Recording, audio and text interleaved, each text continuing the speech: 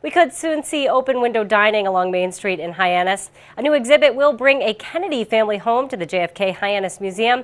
And we have details about a website that allows residents to weigh in on town issues without leaving home. These stories and more on this episode of Barnstable Today. It's Thursday, March 13th, 2014. I'm Sarah Mantle.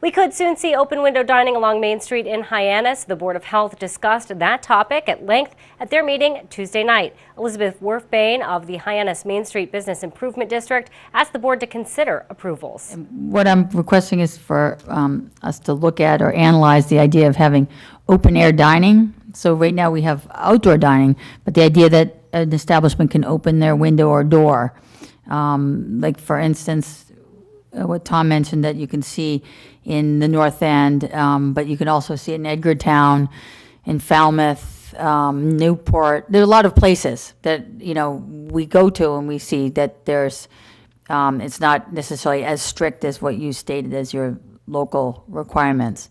So we're requesting that we look at that, and I've heard that some of the protection aspects could be the air curtain or making sure that the door to the kitchen is closed, that there, but that the restaurant dining room could have an open aspect to it. I guess it's the kitchen food as they're preparing that you're more protecting than what the people are eating at the time, because they can eat outside, so I thought that would just, from my point of view, add ambiance. And since the summer is when we have most of the customers, it would definitely, follow suit that you'd have this on Cape Cod. Board of Health Chair Wayne Miller expressed concerns about open window dining. Miller spoke at length about current federal regulations. Okay, let me read from the Federal Food Code. Federal Food Code 6202.15, outer openings protected. A, except as specified in paragraphs B, C, and E, and under paragraph D of this section, outer openings of a food establishment shall be protected against the entry of insects and rodents by 1, filling or closing holes or other gaps along floors, walls, and ceilings, 2, closed, tight-fitting windows, and 3, solid, self-closing, tight-fitting doors. B, paragraph A of the section does not apply if a food establishment opens into a larger structure, such as a mall, airport, or office building, or into an attached structure, such as a porch, and the outer openings from the larger or attached structure are protected against the entry of insects and rodents. C, exterior doors used as exits need not be self-closing if they are 1, solid and tight-fitting, 2, designated for use only when an emergency exists, 3, limited use so they are not used for entrance or exit from the building of purposes other than the designated emergency exit use. D, except as specified in paragraphs B and E of this section, if the windows or doors of a food establishment or of a larger structure within which a food establishment is located are kept open for ventilation or other purposes, or a temporary food establishment is not provided with windows and doors, the opening shall be protected against the entry of insects and rodents by 1, 16 mesh to 25.4 mesh screens, 2, properly designed and installed air curtains to control flying insects, or 3, other effective means. E, paragraph D of this section does not apply if flying insects and other pests are absent due to the location of the establishment, the weather, or other limiting condition. So, I don't know how these other areas do it. I agree with you. You see it other places.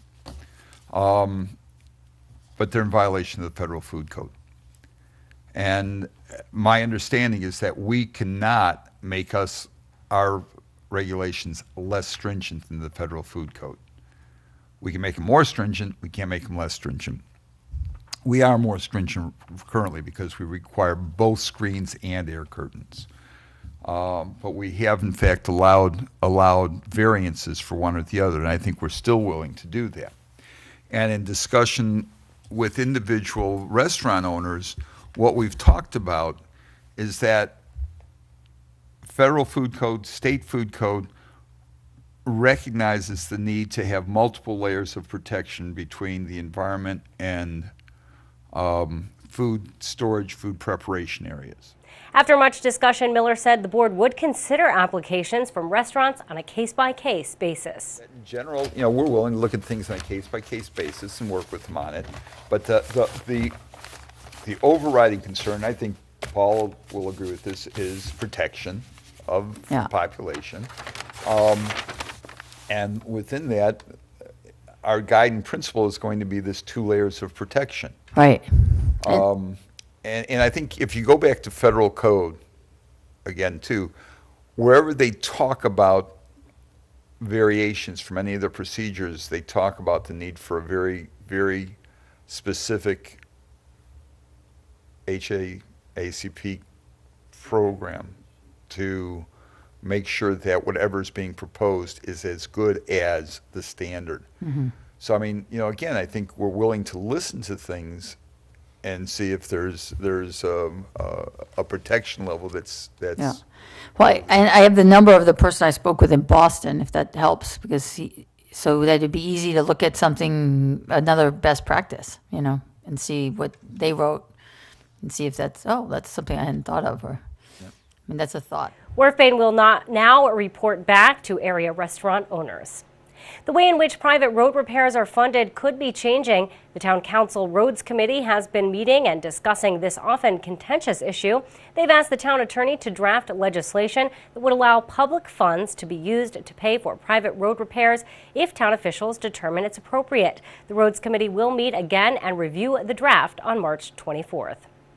A new exhibit at the JFK Museum in Hyannis will bring the Kennedy family home to life. Executive Director John Allen says they will be building a replica of their Hyannisport home in the museum. We're going to bring the main house of the compound here, and people will be, through different video and display and artifacts, be able to have a sense of what it was like to be in the home or around the home, playing games in the front lawn, sailing with the president out in his Victoria and the Sound, and the whole issue of family time and some of probably the sad times of the Kennedy family that we can bring to others and have them feel like they have been in the main house and had that experience. That is so much the home of the Kennedy family. The exhibit opens May 29th. For detailed hours and ticket prices, you can visit jfkhyannismuseum.org. Barnstable iForum is the town's online virtual town hall. It's a place to go to share your thoughts and ideas for moving the town forward. We have 2 new topics of conversation right now on the iForum. One seeks input on the C Street Hyannis streetscape plans. The other is searching for your ideas and stories about Barnstable as we celebrate our 375th anniversary. Log on and join the conversation today at barnstableiforum.com. Barnstable is looking for a few extra hands. The Recreation Division is looking for volunteers to help sell beach parking permits from May through mid-August at the Hyannis Youth and Community Center. If you're interested in helping out, you can contact Trish Otto at the Hyannis Youth and Community Center. Well, if it's too cold to go for a walk, you can now, Barnstable seniors can now walk the track at the Hyannis Youth and Community Center for free on Monday mornings from 9 to 11 a.m. during the months of March and April. The indoor track provides a comfortable, flat, safe surface for walking. Town Councilor James Tinsley helped to implement this new program. Be sure to tune in to Barnstable This Morning, our daily hour-long news program, live at 7 a.m. tomorrow here on Channel 18. Tomorrow's show, we're going to learn about the upcoming Barnstable High School production of The Sound of Music. We'll also learn more about the Recreation Division's Summer Leisure Program. Plus, we'll have all the news and information you need. For Barnstable Today, I'm Sarah Mannel.